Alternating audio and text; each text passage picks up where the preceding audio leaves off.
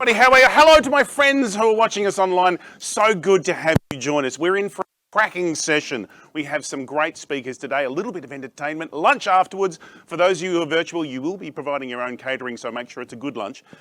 So thank you for taking the time to come in today to be part of this event. I do want to acknowledge the Wurundjeri people of the Kulin Nation, the traditional custodians on the land on which we meet here today. For those of you who are watching online, if you know the traditional custodians of your land, please pop it in the chat box. We can all share in that. I also want to extend that acknowledgement to elders past, present and emerging. I also want to acknowledge that having your phone go off is really annoying. So can you turn your phone to silent, stun, vibrate, whatever you got to do. For those of you who are watching online, can I get you to turn off your email, your other stuff and focus on what's happening here today, because we have some great speakers who are going to be giving you some awesome content. I've seen them before and they're very good. Right. So our theme today is perform. It's not enough to simply turn up. We actually have to perform. But what is good performance? How do you know what it is? How do you measure it? How do you continue to perform when the pressure's on? And let's face it, for the last couple of years, we've had pressure up the wazoo, which is quite painful. Whether that's for those of you who have got kids who are homeschooling, as you're trying to do your work, as you're trying to have a relationship, as you're trying to keep your friends still connected.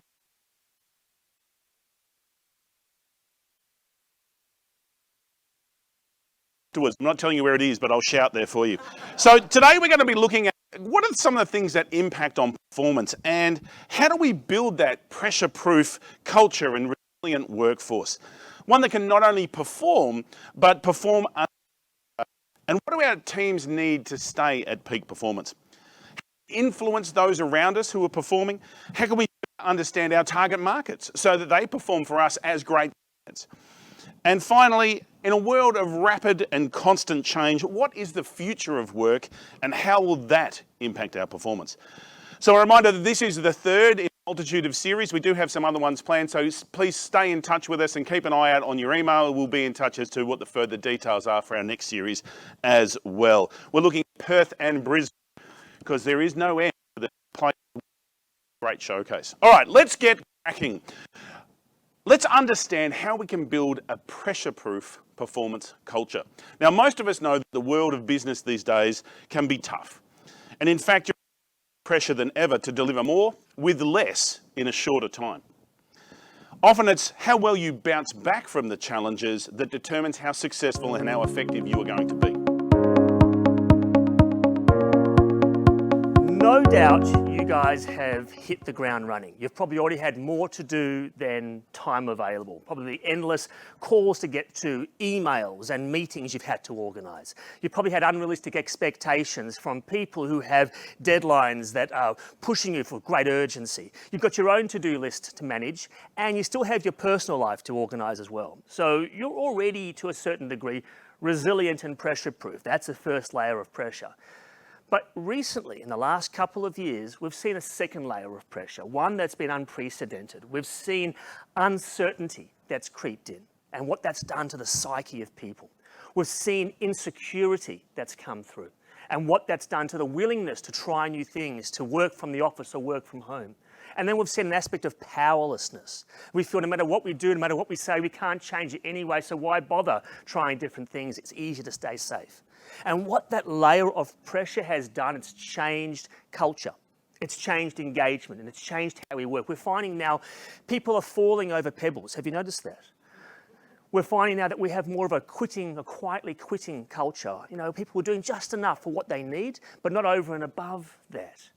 We are feeling slightly worn thin as well, and we're dropping in standards. And what we need to do is how do we create that high performance team, given that second layer of pressure that we have dealt with, given that extra challenge and change that no one here is prepared for, how do we re-engage teams to be able to step up, lean in and switch on when they're under difficult times, to become more pressure proof?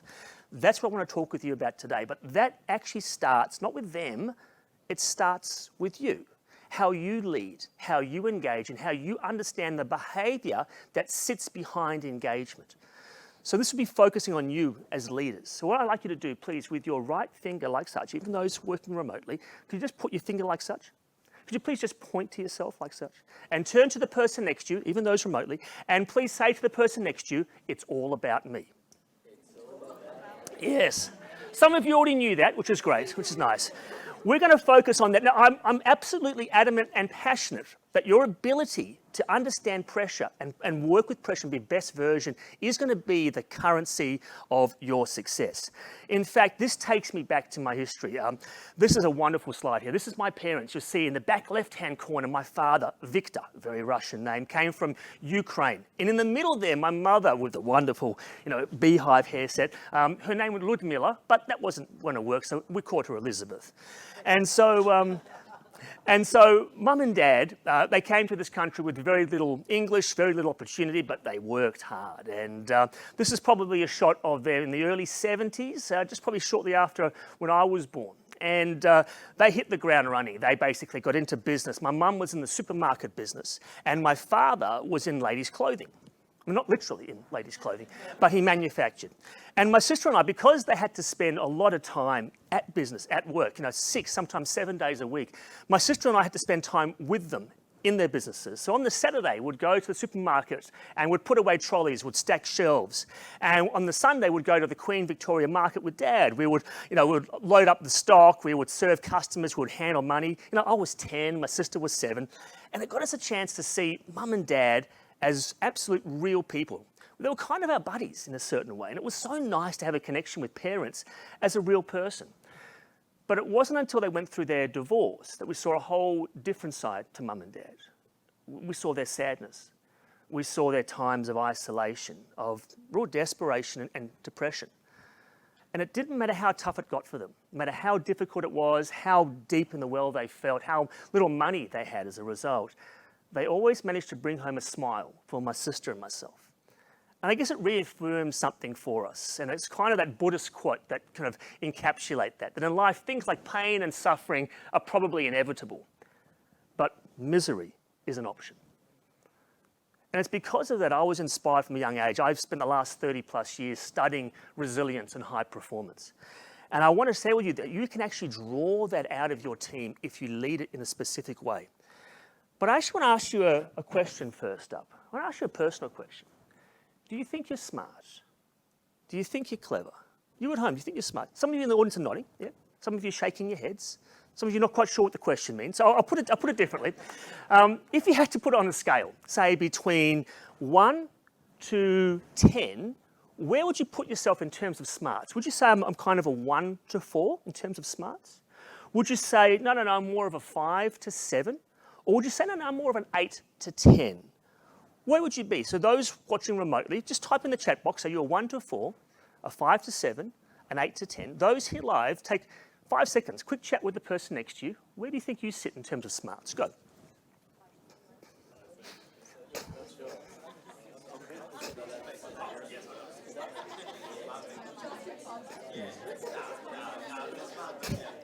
All right, good. Thank you for doing that. Thank you. Thank you. So I'm curious, for those here live with me, and Warwick, yell it out if we're getting any responses remotely as well.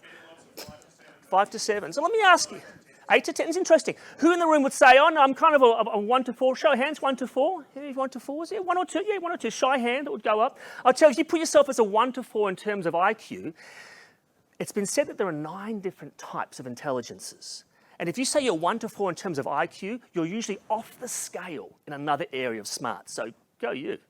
Where are my 5 to 7 show of hands? 5 to 7s? Yeah, that's a safe spot, isn't it? Yeah, it's safe. Yeah, it's not too smart, not too dumb. Yeah, that's probably safe. Where are my 8 to 10s? Can I just see? Raise your hands. Thank you. And please just keep your hands up, please. And look around the room, because this is proof that you can be smart and sexy at the same time. You can do that. You can do it. But we know that smart's not enough, is it? It isn't enough to know product. It isn't enough to know service. It isn't enough to know what to do, to know database management. It isn't enough to know that. You've got to be able to apply that smarts when you're dealing with self-doubt. You've got to be able to apply those smarts when you're out of your comfort zone. You've got to be able to apply those smarts when you've tried and you've failed, and you go, what am I doing? That moment, that critical moment, is where your smarts is going to determine what you achieve and what you don't. And there's this different type of intelligence that we need to work with. And I remember in a physics class years ago, And my teacher was talking about the physics of collisions. He said every object, when it collides with something else, the energy doesn't dissipate, it just transfers. Energy can't die, it just transfers. And he wrote this formula up, and I was kind of nodding, going, I don't know what you're talking about. So he goes to the back of the room, and he grabs two things. He grabs a ball, and then he grabs an egg. He says, let me explain it to you differently. When you put an egg under pressure, the energy it has before is different to the energy it has after. Energy dissipates. And I think sometimes we can be a bit like the egg. You put us under pressure, we crack a little. We get angry, frustrated, down, tired, sometimes even unwell.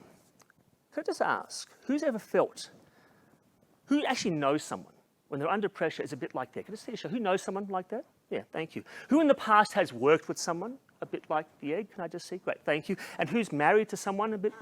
Yeah, brave person puts their hand up now. My teacher then grabbed a ball. He said, you put a ball under pressure, it takes the energy and it bounces back. It uses it to its advantage. It doesn't waste the energy, it uses it. What we need to do with teams is work at how can we make them bounce more than they break. How do we increase the ratio of bounce to break? It's not about always happy, always great. It's how do we get them to bounce back faster and break less? And the challenge there lies in the way in which we lead, how we operate and how we engage. And I want to share with you some important factors about that. I think some aspects of psychology that already exist within the teams. And one of them is the psychology of helping. We are designed by nature to help. When we see an injured dog or someone trying to cross the road, part of our brain goes, I need to help that. I need to make that better, even if I don't get a reward for it. Our brains are designed to improve. The thing is, how you help can either build that bounce within the team, that culture, or it actually restricts it. Sometimes the way we help is become the cheer squad. We lead by being the inspirator, the one who comes in and I will hold the torch of positivity and optimism. I'll be the one that will keep you feeling great. Come to me if you're sad, I'll fix that. I'm the in-house counsellor, I'm the motivation, I'm the cheer squad, I'm the spark. And if that's you, I hope you've had your Barocca this morning. Because that's hard work, isn't it? That is hard work, and we know that as people face challenges and difficulties, they become more negative, more despondent, and they look for support. And if you provide that support, that's great. But if you train them that you're the person who is going to support them, then what you're doing is you're training them to lean on you rather than be resourceful on themselves when things are tough. So just notice if you're helping by being the cheer squad, it's exhausting. And some of you in the room are going, yeah, I know, I feel that. I know what you're talking about. Maybe you inspire by being the team player. Maybe you're the glue. If something needs to get done, I'm not going to sit around. I'm just going to go and do. I'm just going to help. I'm going to fix it. I just get in there and do. You have an excellent work ethic. And because of that, if there's an issue, a problem, you'll do it. You're reliable. But what happens is that you then cement yourself as a permanent cog in the wheel. The team learn to rely on you to come to you with a problem or an issue because you, being resourceful and being responsible, will help. But what happens there is that the team is only as good as you. You can't get them high performance. You can't get them lifting. You can't get them pressure proof if you're not part, if you're not the glue as part of that. You've got to think differently, have a different perspective. You may need to think about how you could become more the head coach, more the compass. The one is a head coach who looks at what's happening and then goes, where does my energy need to go today? And which people? Is it more on this and less on that? They're discerning as to where they have their conversations and where they don't. A head coach understands that people need to grow, and to have space to grow, they've got to be in a bit of pain for a little bit of time. And that's okay if it creates growth. The head coach understands that their energy is their currency, and they need to invest it wisely. So I want you to consider, what percentage of your time are you potentially the cheer squad? What percentage of your time are you the team player? And what percentage of your time are you head coach? Quick chat with the person next to you, those that are on virtually, maybe in the chat box. What percentage of time are you in each of those? Quick chat with the person next to you. What percentage of time are you in each of those modes? Go, 10 seconds.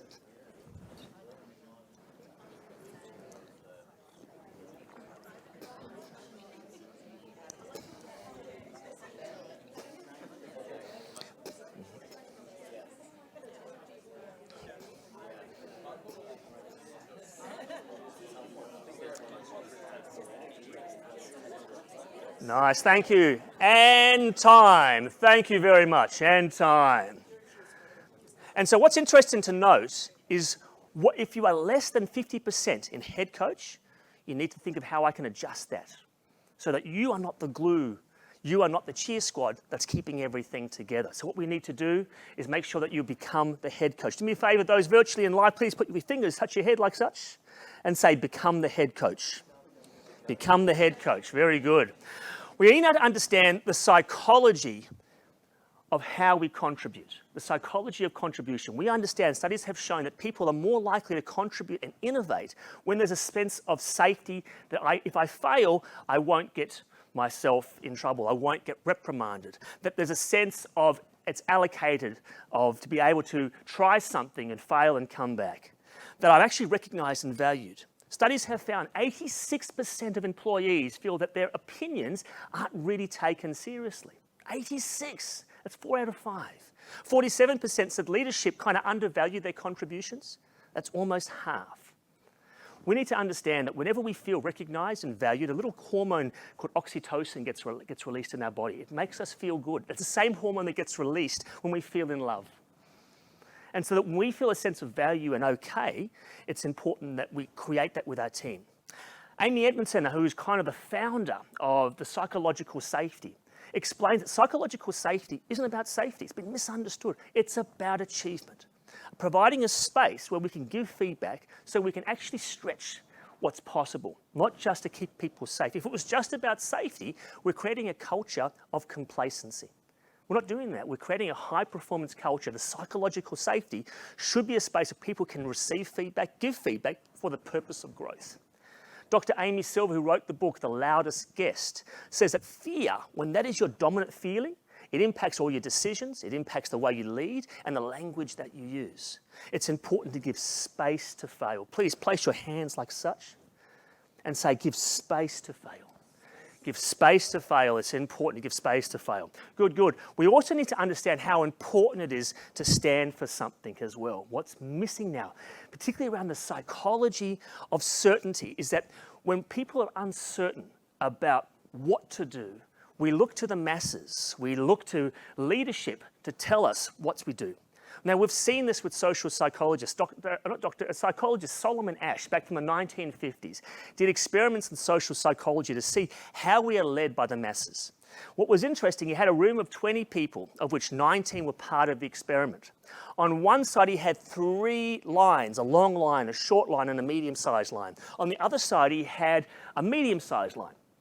And he said to the audience, please tell me which one here is the same as this one, A, B, or C. Now, we could see it was a C. What he had asked his group, the 19 people, is to actually give the wrong answer, because he wanted to see, would that one person go with the crowd? Even though they could blatantly see it was the medium-sized line, I wonder, what percentage of people do you think guessed the wrong answer, even though they could see? Tell the person next to you, what percentage guessed the wrong answer? Go. What percentage guessed the wrong answer?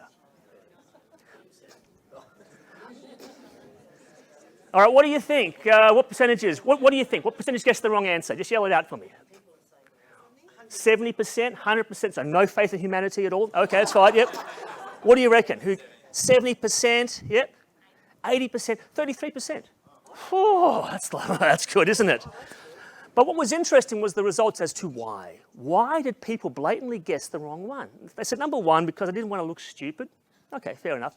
But the other one was because I didn't want to not go with the majority. I actually doubted what I saw. So what people will do, if in doubt, even though they believe something different, they will go with what the masses and leadership do. You're in a position now that you actually, in leadership, for people to follow, to come out of their shell, to create high performance and bounce back, you need to stand in conviction, to be clear about what you stand for, to be unapologetic in your vision, to be clear and passionate, to articulate that passion and direction. I know you know this, but now is the time to do this. We need to articulate passion and vision. If we're going to draw out that high performance, you need to actually stand for something. Please, make 2 fists like this with your hands. Push them down and say, stand for something. Stand for something. It's very important we understand these principles. This is going back probably about 6 years now. This is my son, Zach. He sits about there. He would have been about 12 at that time. This is his jiu-jitsu grading. Jiu-jitsu is kind of like wrestling on the mat. He went for a colour belt grading, very different to a stripe belt. His trainer here, John, had to put him through his paces. In jiu-jitsu, in this particular class, when you go for a colour belt, they make you do what they call roll, or kind of grapple with person after person after person. They bring fresh people in, and Zach, very athletic and very keen, after the fourth person, he was spent. He had nothing left. He was exhausted. He was crying. You know, he just didn't have anything. My heart was breaking. I'm on the outside watching this young fella go, oh, I'm so proud that he's pushing himself. I love the fact that he's doing it. But the fact that he's dying in there, my heart is breaking. And I walk to the edge of the mat and I want to start coaching him. And his trainer, John, is a black belt. So you don't argue with black belts. He said, no.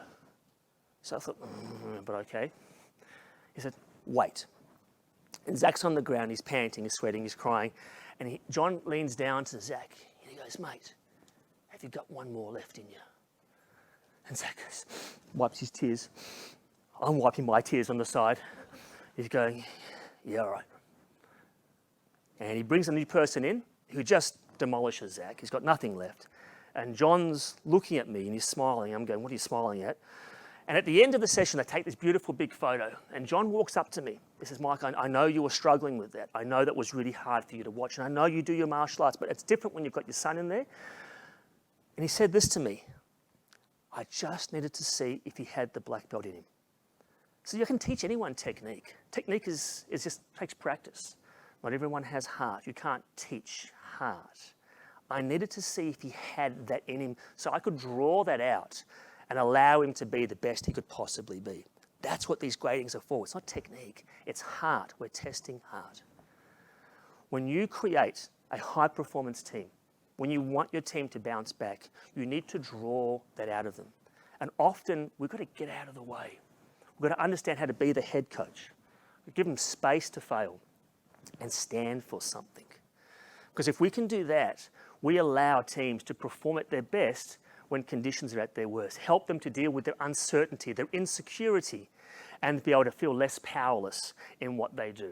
What I'd love for you guys to do, if you'd like to do so, is you can download a white paper of mine, it's no cost, on pressure-proof people, what it takes to create a pressure-proof team and the qualities involved. Just grab your phone out, get the QR code. There's no cost involved, that just comes straight to you. And you can share that with your team, start the conversation on how to create a pressure-proof team. I wish you guys every success in what you do and to keep bouncing back. Thank you. Thank you, Boz. Absolutely right. And look, that was my very first ever ad, was the Pro Heart, Mr. Heart, what a mess. Does everyone remember that one? At home, please pop into the chat if you do, and thank you for saying that, because it's actually quite old. And so when you present now a group of young people, they all go, oh, wasn't that like ages ago? Thank you so much. So yes, indeed, I have worked on a lot of different clients, some that I affectionately refer to as my front bottom clients, that you can see up there in terms of Libra. But of course, I also have my back bottom client, so I have the entire nether regions covered. And then I also did quite a bit of work with what we would say the best bottoms of all, which is government. So I did quite a lot of work of sort of social change and those sorts of things. And as has also been said, is there anyone here called Jan? That's lucky. Hopefully there isn't at home. Pop it into chat if you have, and apologies now. Because Not Happy Jan, obviously Yellow Pages, very famous ad there as well. And so apart from saying, well, okay, you worked in advertising, big deal, how does that sort of help my clients? I suppose what I have gone on to do in that time is to be, as was said, a demographer, a social researcher and an expert in behaviour change, right? And that's really what advertising is about. It's kind of one of the purest forms of changing people's behaviour. But it's not the only form, that is just an output. So do you get that what you have to do to be able to make good ads is you have to understand the input bit. You have to understand what makes people tick. You have to go through the process of understanding relative importance of things and how to package that in a way to sell, to get people to do something different tomorrow than they did yesterday. And that's really the focus of what I share, is how do you get people to change their behaviour? And that could be important if you're just about selling products. How do I get people to buy my yogurt instead of someone else's yogurt? But it's also important if you're into leadership, because that will be about how do I get people to follow me? Or if I'm running an organisation, I'm seeking transformation, how do I get people to do things differently tomorrow than they did yesterday? Or if I run a membership-based body, how do I get more people to join? How do I get them to be stickier? How do I maximise the relationships that we've got in the workplace? So that's really what behaviour change is about. And it's really about using the learnings from advertising to help inform whatever client we're working with to really give them some specific feedback about how to achieve that within a keynote or a workshop or whatever it is. So what are some of the key things we need to know? Well, the first one is absolutely about understanding why or how it is that people are not, in fact, rational beings. And we know that, right? Like toilet paper, panic buying, what was that about? That was clearly not a rational thing. But because I love advertising so much, I want you to check this out.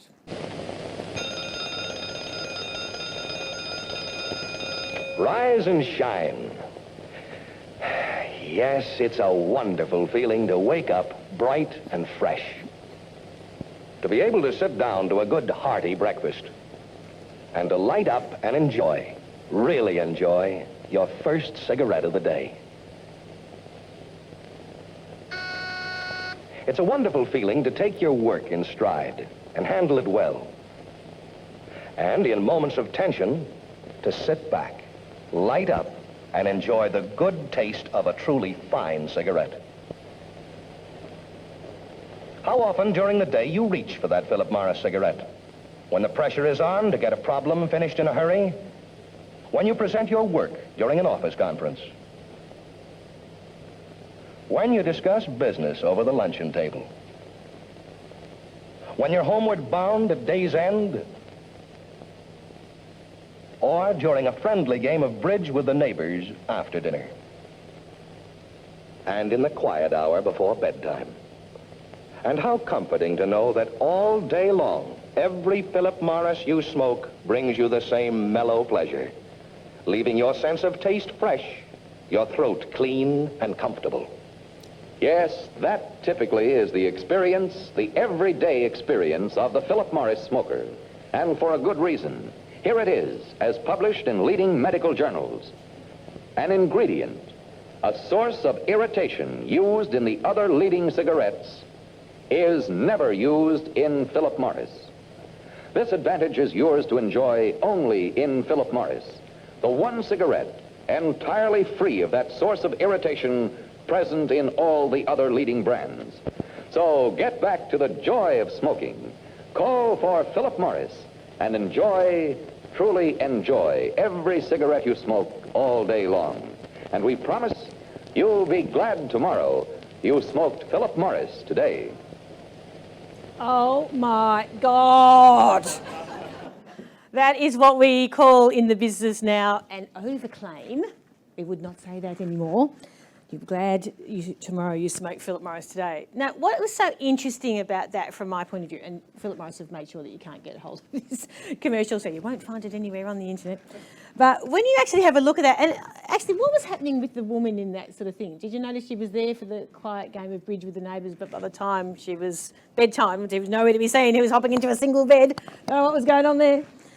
But more importantly, what was the device? I'm interested, and again, at home, please pop it into the chat, and if you get any interesting comments here, what was the thing that they used to educate us on how to change our behaviour? It was kind of like something they did in that ad. What was it, do you reckon? The clock? Absolutely. They basically just showed us, use this product here, here, here, here, and here. And of course, in the old days, we actually had trust in advertising, and we believed that stuff that they told us. And it took into account that you just explain to people what it is that you want them to do, and then they go forth and do it. The problem is that it doesn't work like that anymore, does it? Because if it was, I would be a millionaire having worked in advertising. Because if all you have to do is say to people, listen, go ahead and do this, then you wouldn't have any problems at all. And this is one of them. Right? We have never had as much information at our fingertips about healthy eating, about the need for exercise, about how we need to live our lives. And yet we've never been as obese as a population as we are right now. So what that tells us is that there's no relationship between thinking or knowing and doing. We know that people make decisions and in fact behave on the basis of their hearts, not their heads. And they may rationalise and tell us, oh, this is the reason why I did that. Oh, no, well, I didn't leave for this job for any other reason but because I was getting some more money. But actually, the reason that people leave their jobs, studies tell us, is because they don't like their manager. And they don't even want to share that in an exit interview. So quite often, the idea of understanding behaviour change is rooted first in the concept of understanding that people are not rational beings.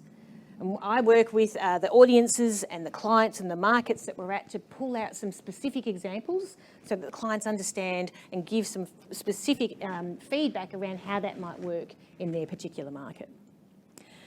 So the second thing is around knowing your audience, right? And that sounds like it's kind of really obvious. And there's two key ways that we need to do that. The first one is from a demographic point of view. So as I said before, I am a demographer, social demographer. Understand the stats. Got to start with that. So there's lots of great demographers out there, but in terms of understanding how it works in the particular market that I'm working with. So if you're talking about the great Australian dream or how people feel about Australian values, well, how does that work today when in fact almost half of Australians speak a language other than English at home? We're talking about the Great Resignation. Yeah, but is that actually happening? What are the stats about the number of people who are moving out to the regions? And more importantly, let's have a look at the stats of the number of people who are moving back because of the lack of good technology, great broadband or whatever it is, IT connection, health services, so on and so forth. So there's really interesting changes about what's actually happening in the market. And you've got to start with the demographics of knowing what is actually going on before you can start to talk about how do we change the behaviour. So the demography is one thing, but the actual psychology of how people are thinking and feeling is another. You want them to do something different tomorrow than they did yesterday, you've got to understand who is open and available to you in your market to get them to change. Let's have a look at thinking through the ideas of how do we get people to come and want to work for us. So the skills shortage is the single biggest thing at the moment. So how do we get them to do that? It's about understanding in their mind, not what's going to turn them on here, but what's actually going to get them to do that here. So knowing your audience is critical and who is actually available for you to convert. Let's have a look at this one. Emma. Huh? Emma. Not anymore. Emma. Every day it's getting on my nerves. Oh, I'm Emma. begging you, please. Emma.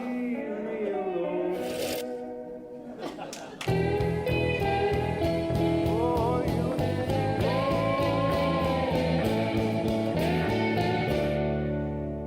Oh my God, I love that French ad. And I think I love it because it points out that it doesn't matter the change that you want to happen, right? It's about putting yourself in your customer's shoes and working out what they want.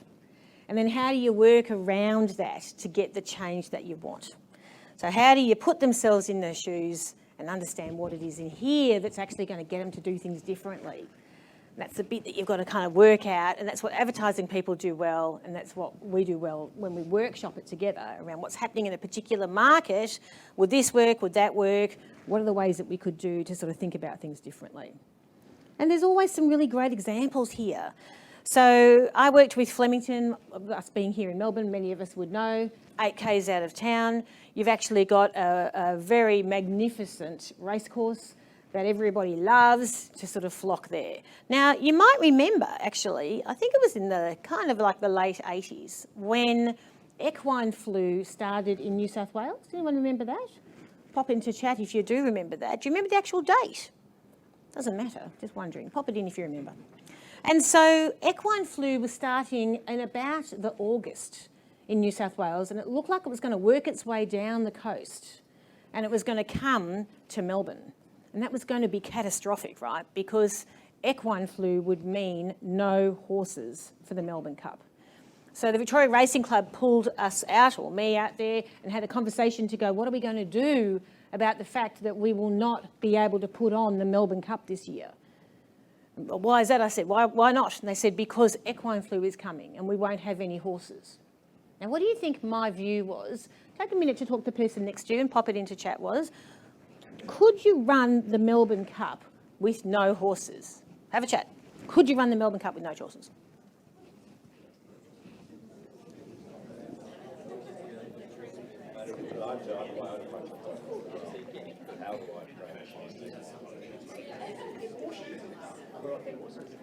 What are they saying online was? They're saying that you could get the ladies dressed up, running after the champagne glasses, going, oh, yeah. And what does everyone here think? Could you run it? Yeah. It's so interesting, isn't it? Some people saying absolutely no, some people saying yes. This is why it's important to understand what's in the mind of your target audience. Because I reckon if you did go out to the Cup and you said to a few people in the car park or the birdcage, for those who've ever been there, hey, do you know that there's no horses? They'd be going, are there horses here? Right? And I reckon you probably could get the jockeys, give them a paper mache horse's head, get them to do a sprint round the oval. And Aussies being Aussies, I reckon we would bet on that to a higher level than we do on the Cup. Because that's understanding that what is really driving the experience. And that's about understanding that it's not about this, right? It's not about the horses. Those people who are really into horses and horse racing don't bet on the Cup anyway, right? They do Cox Plate because that's where the real serious horse action is. But for everyone else, it's a party, it's a celebration, it's a chance to sort of bet on something, doesn't matter what. It's like, you know, flyers up the wall, yep, bet on that. I'll bet on anything because it's about the once a year that I get to do that flutter. So when you've got to understand how to get people to change their behaviour, knowing what the audience is being driven by is really critical. So I've got to do some work around that and really think and unpack what might be the things that are really important in your particular audience. So when you do that with hairdressers, and you sit down and talk to them about, is it really about the fact that someone is getting their hair done? Or is it actually about a moment to be pampered? Could you sell to the person whose hair is getting done? Or could you, once you get your database and you know when their birthday is, you could get their husband's number and you could ring him ahead of time or send him an email and a text or say, hey, I've got the perfect birthday present for your wife. How about you think about this? So changing behaviour gives you lots of opportunities to think about doing it differently, but it means that you have to understand what's really driving them. Third thing I reckon is all about the ability to tell a compelling story, right? So once you understand that it's not about rational stuff, and then you understand what is actually driving them, third bit is all about telling a compelling story. Let me show you this one, just a warning that it's a Spanish ad. I think it might be Spanish. And so there's a bit in language at the back. You'll need to read the subtitles.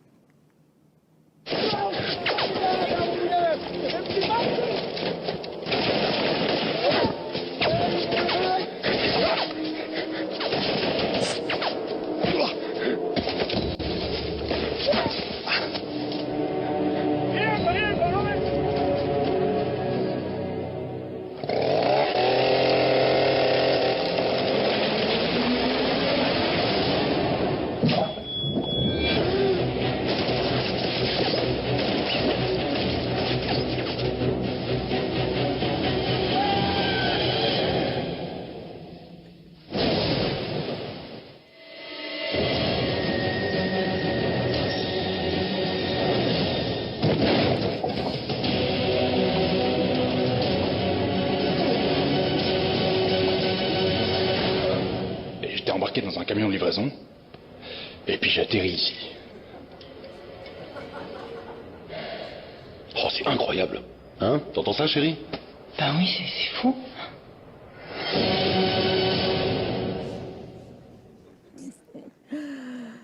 So Canal is actually a script writing organisation in Europe. And so that is actually about, you know, never underestimate the power of a compelling story. And how true is that, right? Because when you can, and that's one of the best things about a background in advertising, understanding how to craft a story that is going to be compelling for people to understand and connect and engage to.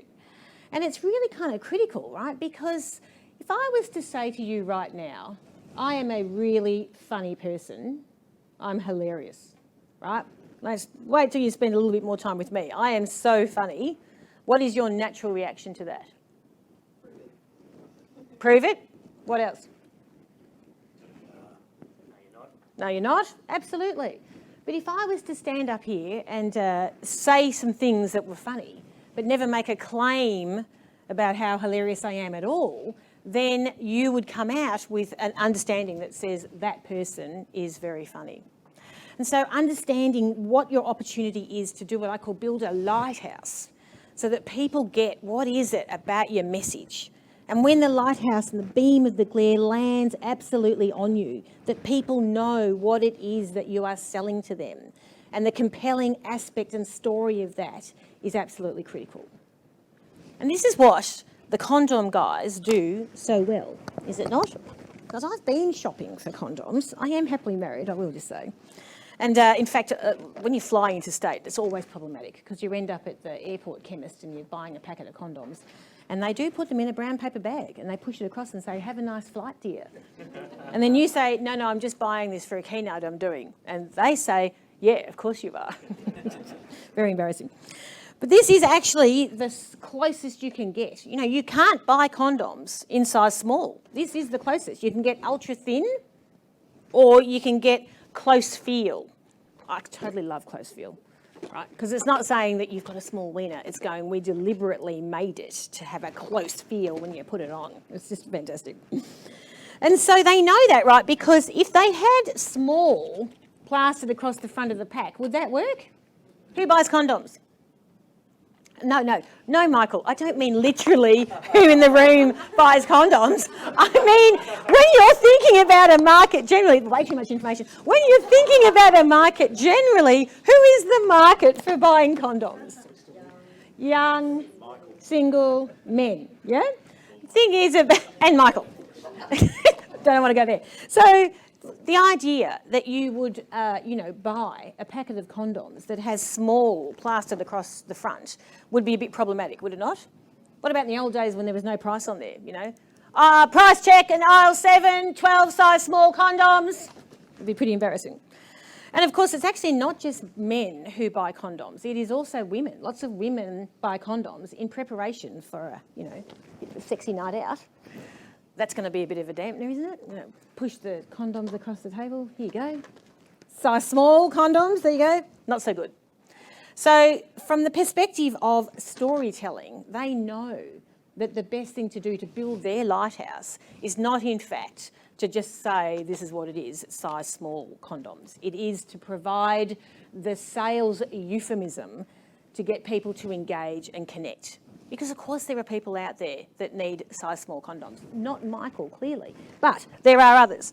So the opportunity then is around compelling storytelling to make sure that you can connect and engage your audience. So from the point of view of tailored keynotes, what I like to do is work with the audience and the market, use the research that we have, do an analysis of the demography so that we can give clients something that's a really tailored approach to help them understand how to deliver behaviour change. How do you want to get your people doing something different tomorrow than they did yesterday? And it's absolutely about understanding that they're not rational, about knowing the target audience in terms of the difference between here, and then how to deliver that compelling narrative. Thank you so much and best of luck. It was interesting today, the National Skills Commission put out their report, and 153 jobs were seen as an acute shortage last year. That's jumped up to about 286. So we've got this problem that there's so much demand and it's nichey. So it's not just, we don't work on that anymore and we can just change people. It's a bit like, if we just keep doing what we're doing and we try and get a bit more efficient at it, it's not going to solve the problem. We need to sort of rethink work. And a lot of what I look at is, we're focused on sort of efficiency. We measure people about being efficient, but we don't sort of value learning. We don't value creativity. We don't value rethinking. In my view of the digital future of work, it's about how can we rethink industries? How can we rethink the way things can be done? and how can this technology that's out there be used? So I've got a lot of sort of what I call bling. I was talking to my creative tech guys last week, and they said, yeah, do you want access to the video database? And I'm like, oh, and it was like having a gift. And one of the first things that popped out at me, I've been working a lot. I work in digital and a futures think tank and startup, but I spend most of my time working in natural disaster recovery. So I've been working a lot on the Lismore floods, and was up there last week, and you get to look at if they're prepared. The answer is no, and it's likely they're going to have another massive one. But I've been mainly working with the Indigenous Health Service up there and a group called the Jarlee Land Council, which are the Aboriginal Land Council people, and they've had one community called Cabbage Tree Island that was smashed. So 250 people homeless, living in tents and caravans, and it's an absolute nightmare. And then we had the scenario of the football match last week and the Welcome to Country. So there was a piece in the thing that I just want to share with you, and it's a piece about this land. It's a piece around Bunjil, and it's the creation story of the Bunurong people of the Wurundjeri group, which is part of the Kulin Nation. So I'll just play it for you. To the Bunurong people, Bunjil is the creator spirit. He made the heavens and the earth. He is the headman, or Narangita, of a race of spirit men who had originally inhabited the earth. He went to the sky on a great wind, which Ballan the crow let out of his skin bags.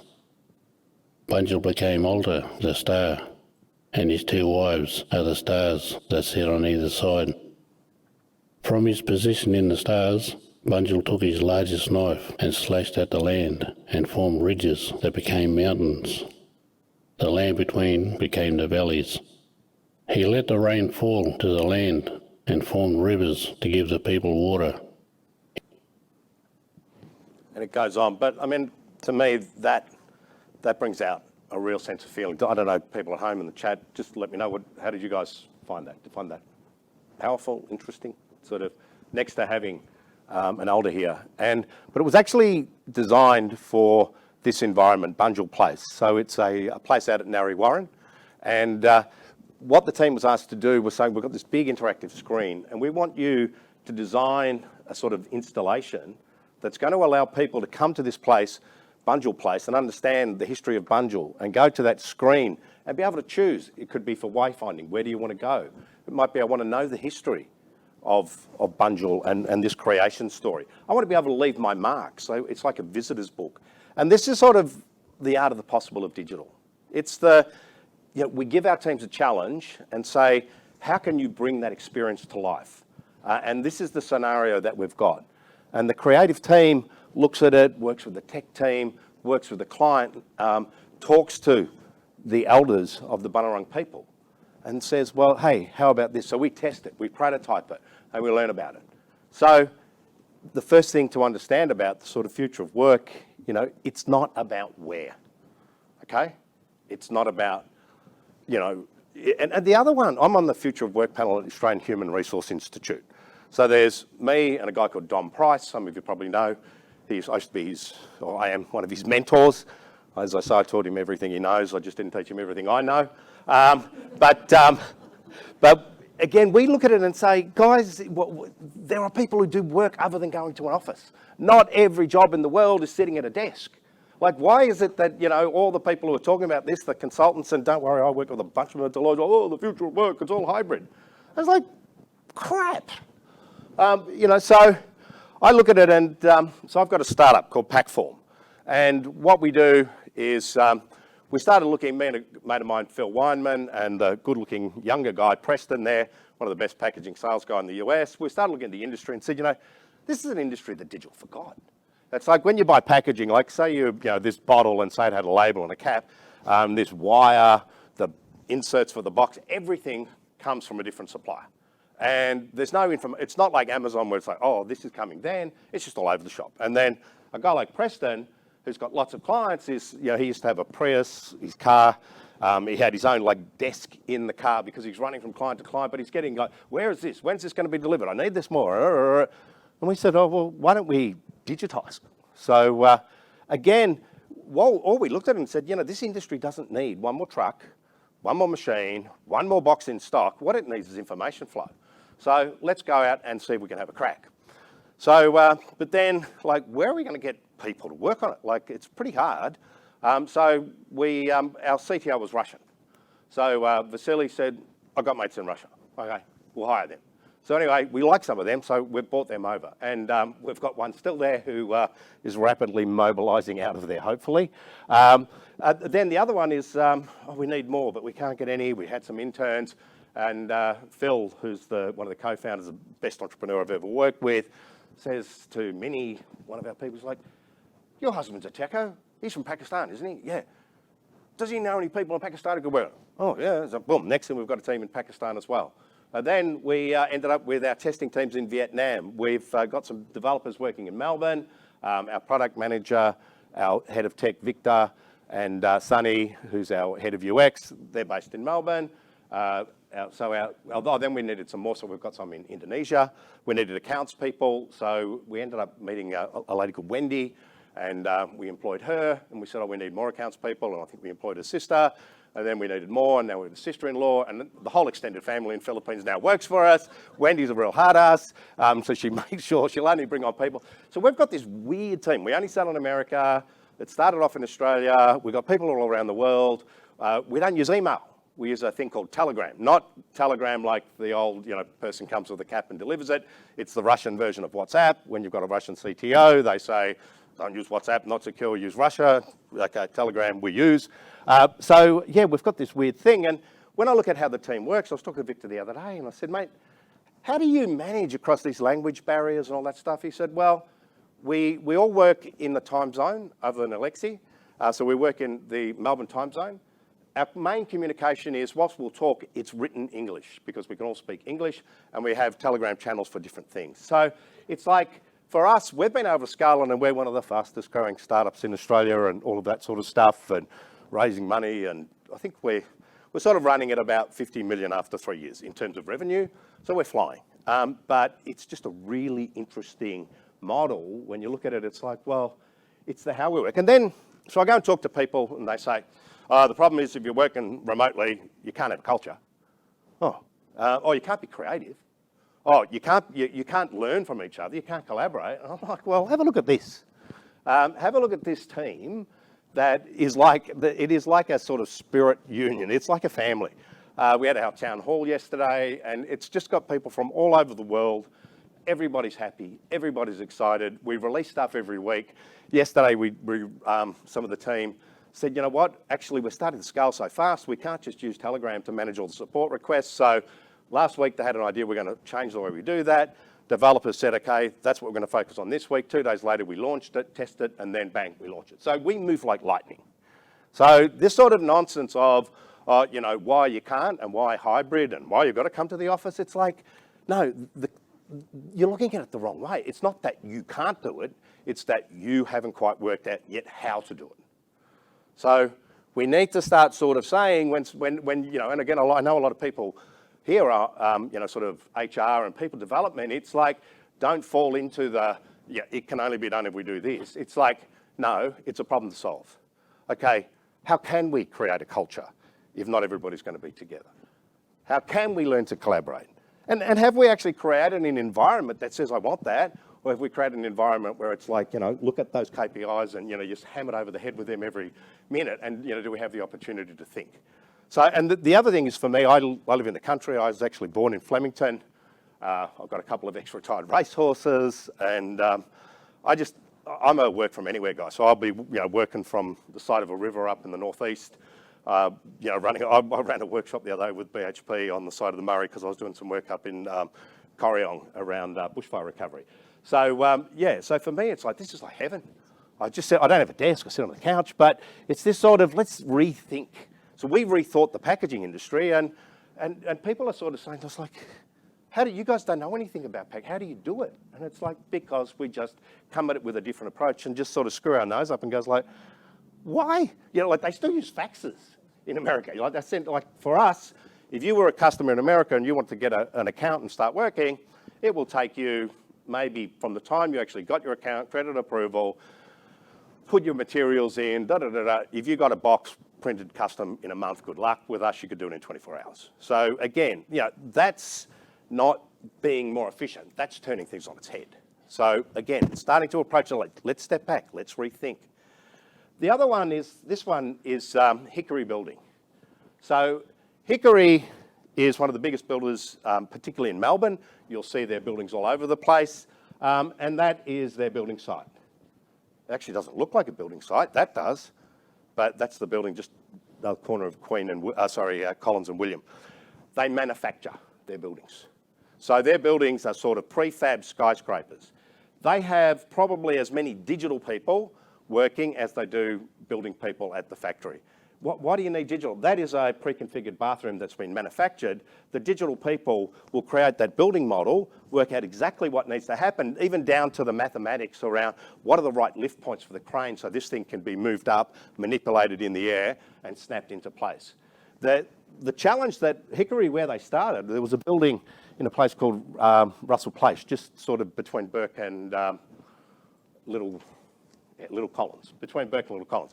And it sat over the top, or there was land, it sat over the top of a substation that had 25% of the power of Melbourne come through that. So you couldn't drill, you couldn't shake it, you couldn't rattle it. So they had to try and work out, and there was what was called air rights. So you've got a right to build, except you can't do the old way.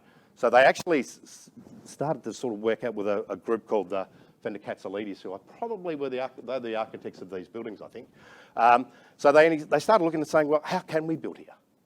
What can we do? And George and Michael are two fourth generation builders. They come from out Mernda way, down to earth blokes. And one of them was talking to an engineer, a mechanical engineer from the Ford factory. Oh, I've lost my job and all that. And, starts talking about this problem. And guy goes, well, why wouldn't you just sort of manufacture it and then snap it into place, and then you won't have to use, cranes and dig. Oh, that's a good idea. So they sort of started working on it. We need more mechanical engineers. More mechanical. They need a little factory, started off in Richmond. Now they've got that giant place in Laverton. But it sort of started with a problem to solve. It started bringing a sort of diverse way of thinking.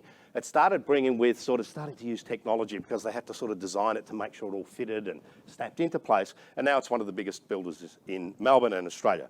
The other thing about it is it's disrupted some stuff. So if anybody has driven past Spencer Street Station where they're building that bloody hotel, where the road's half closed and all that stuff, these guys can build at night because they're just using cranes. So there's not boom, boom, boom, boom, boom. They use cranes, they can snap it in, so they can build it at night. There's 40% less people on site, so it's safer. There's not all the waste and stuff that's coming from stuff being built into the site.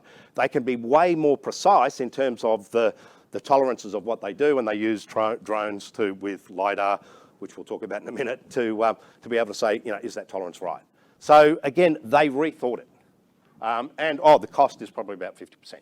And the speed at which they can build is around probably 50% as well in terms of time.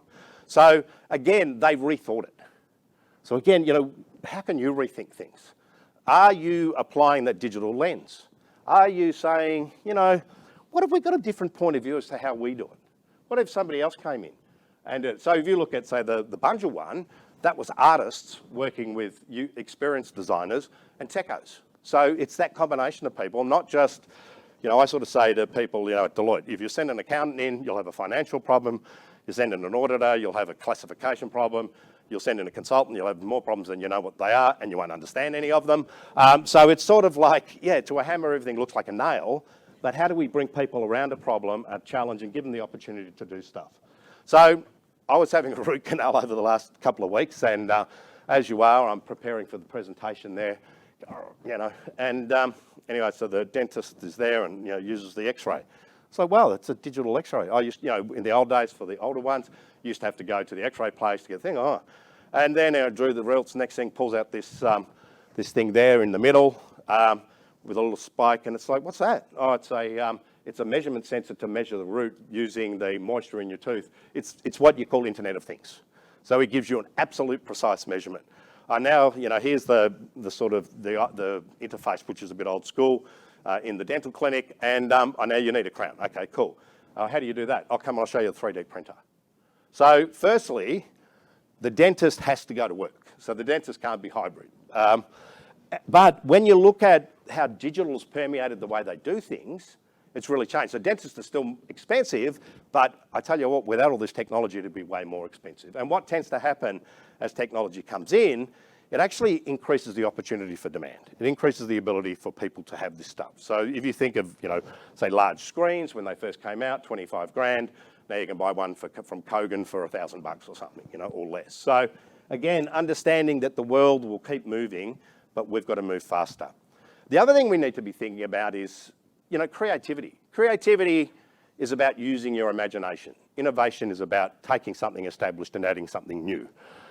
So have I got the right things in place? So I think Warwick, there's a link there to we've written a series of papers on what we call our creative series. What do you need to put in place for creativity?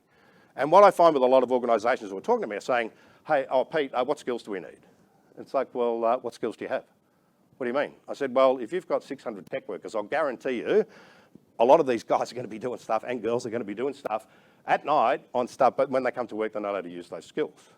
But what tools should we use? It's like, well, if you ask them, are we empowering our workers with the environments, the challenges? And I think most organisations aren't, which is why you're not getting rethinking. So the other one that's driving me nuts is the people who run around saying, metaverse, blockchain, NFT, crypto, Web3, it's all changing. And it's like, rubbish. Things are changing, but it's not all, your crypto wackos sort of have caused enough problems as it is in Web 2.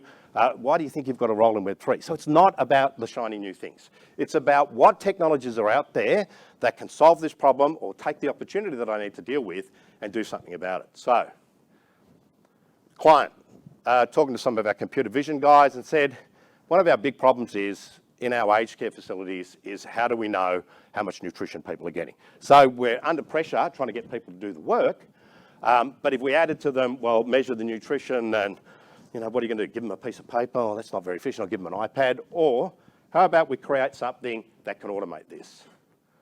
So we created a thing called Meal Vision. So Meal Vision takes a shot of that meal. That camera up the top is a LiDAR camera. Oh, did that go? Yeah. Ooh, we're out of sync here. All right, we're there. Right. So Meal Vision takes a shot of that meal. That little round camera up the top is what's called LiDAR. It can actually measure depth and volume. Using machine learning, we've said that's broccoli, that's a carrot, that's a sandwich, so we know the nutritional value of it. It's got an RFID tag at the bottom, so we read that plate on. That's Ben's plate. And so what we've done is said, and then I'll actually flip there. So we take the photo. We've got thermal imaging in there. So what's the temperature? What came in, and then what came out? So we know exactly what nutrition they took. And so so what does that mean? But then it's like, have we designed the data and the information we're getting? Have we put that into the job? Have we said, you know what, Mr. Smith, if you give him anything that he's got to cut up, he won't eat it. So, or, you know what, I had somebody talking to me about this the other day. They said, my dad went into aged care, and what I found was I'd go there, they'd put the meal, he couldn't eat it, he needed somebody to feed him, and they just took it back. Nobody did it, and he was wasting away. So again, you sort of look at this and say, that's a real world problem, but we couldn't have done that before. And actually, I'll just jump back. So you've got LiDAR, you've got a high resolution camera with a thermal image, portable unit, the radio frequency identification, it's the same stuff that you'll see on the back of razors and all that stuff. So it's an individual plate, so we know who it went to, Wi-Fi connected, touch screen to be able to put any information in. That to me is sort of taking a problem and saying, what can we do? How can we look at this problem differently? How can we expand air travel to make it safer? Helps organisations run millions of permutations on a digital replica of their network to drive optimal decision-making within seconds. We estimate that at least 30% of air traffic delays can actually be reduced if we can plan for unforeseen events, and that's exactly what optimal reality is about. What we're able to do is bring together all of the information from all of the aircraft and run what-if scenarios to present the optimal solution to our air traffic controllers. The partnership's really been about innovation and creating joint success. From an innovation perspective, we've been solving problems that really haven't been solved previously in air traffic control, and we were looking at this in a new way. So that was built by people in Melbourne. we partnered up with McLaren's Formula One team, and one of our guys, Caleb, who was in the McLaren Formula One tech team, joined us. He's a mechatronics engineer, and we started to say, so you think of a Formula One car, it's pumping out a massive data. And what they're doing is saying, you know what, I've got to get an extra lap out of that car. So they're running massive amounts of simulation, saying, you know, if I change the air pressure here, or if I move this wing here, or make these minor adjustments, I can get an extra lap out of the car. So what they're doing is sort of, you're doing predictive analytics to make decisions to prevent problems before they happen. So that's what we're doing here. So we did that with air traffic, and that's what's running air traffic in the sky now, as opposed to if you saw what was doing it before, you wouldn't have never have caught a plane. So then we looked at that from a point of view of traffic flow. So that's the M1 out near Dandenong. Live CCTV cameras. What we're doing with that is saying, what's the traffic density? What's the distance between cars? We also then say, what's the makeup of that traffic? Is it a car or is it a truck? So what happens is you've got lots of traffic close together, and it's a lot of large stuff. One person hits the brake hard, somebody changes a lane, and somebody's got to brake. You'll create what we call a sort of tailback traffic jam. But what we can say to the people controlling in the centre, is, hey, you know what? You're hitting this sort of density parameter now.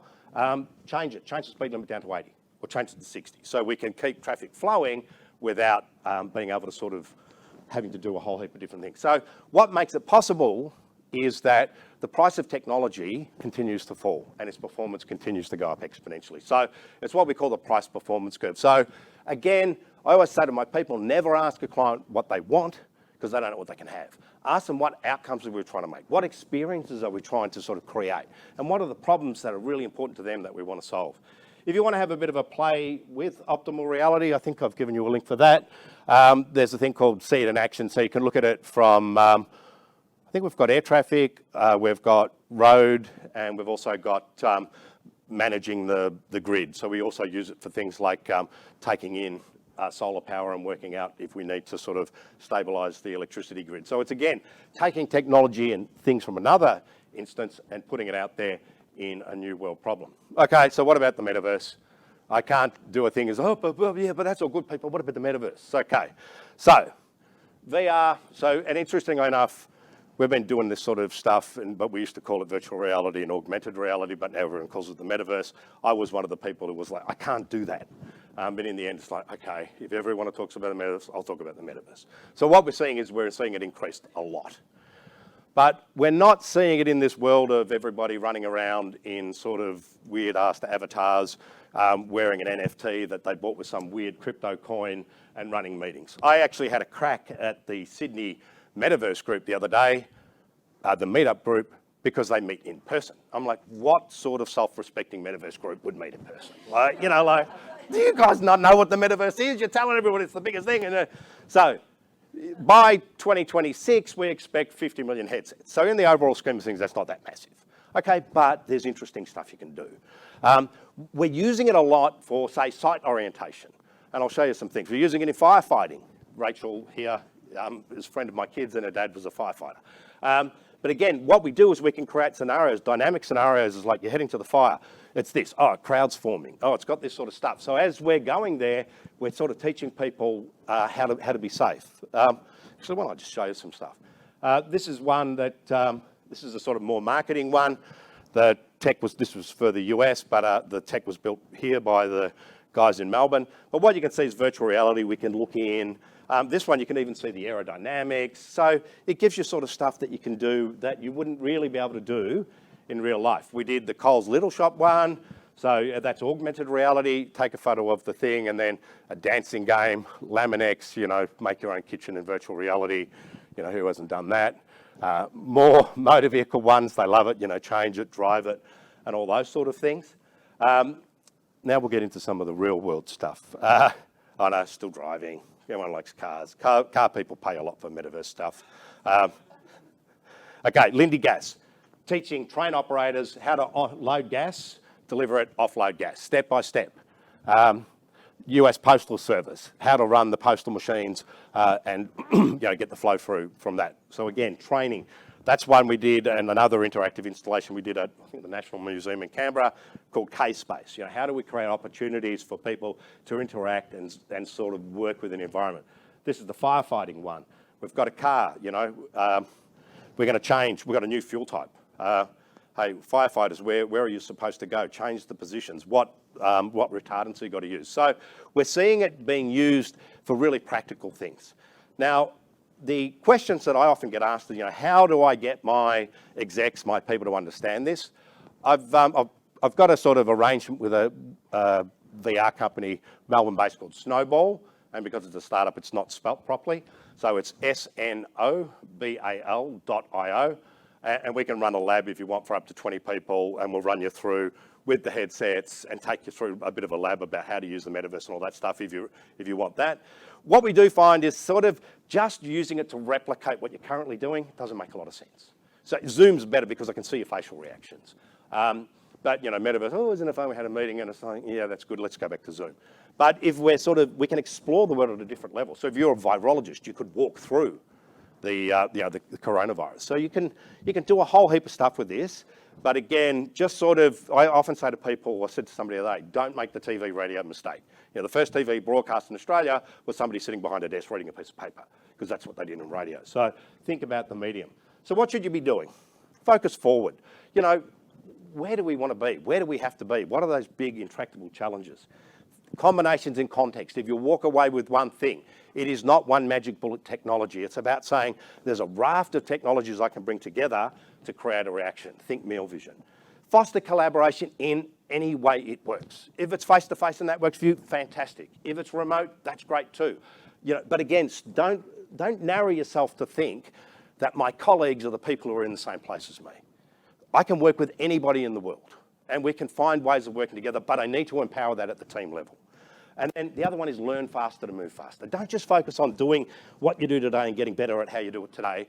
Say, what am I learning? Where am I creating the environment to challenge people and say, how can we do it differently? And that's where you'll get success in the digital world, and that's what the digital work, those who win at the digital level of work won't be talking about whether they're in an office or not. They'll be talking about how do we use technology to make fundamental change and make stuff really good. So, thanks very much.